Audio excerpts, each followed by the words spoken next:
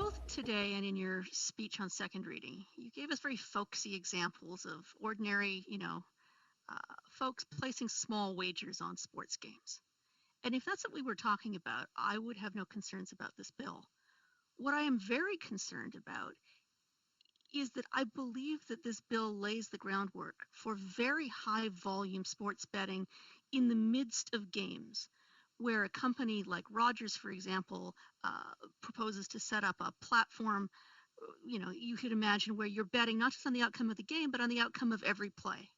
And you're betting in real time, and you're betting extremely quickly on digital platforms, so that there might be thousands of micro bets in each game. And I think the potential for addiction is far greater, far more akin to something like a VLT than conventional sports betting.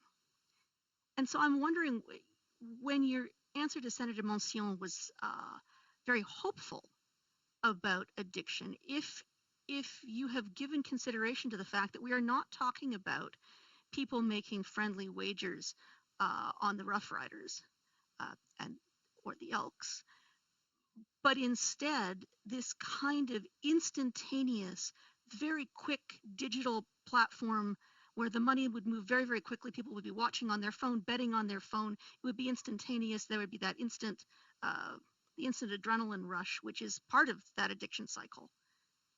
And I'm just wondering if you've given consideration to the way in which new online technologies weaponize this kind of wagering. Senator Cotter. Thank you.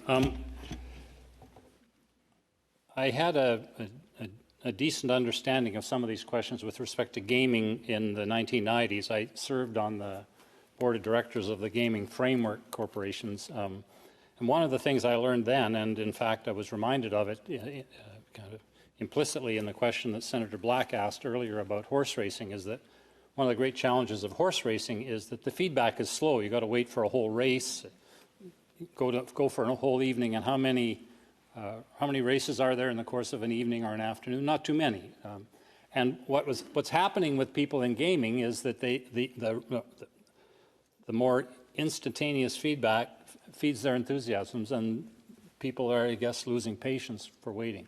So I do accept the legitimacy of the premise of your question, Senator.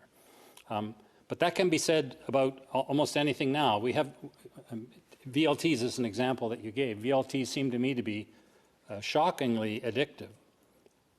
Quite frankly, that might also be true. Let me speak about two people I know who are day traders. Cotter, but your time expired.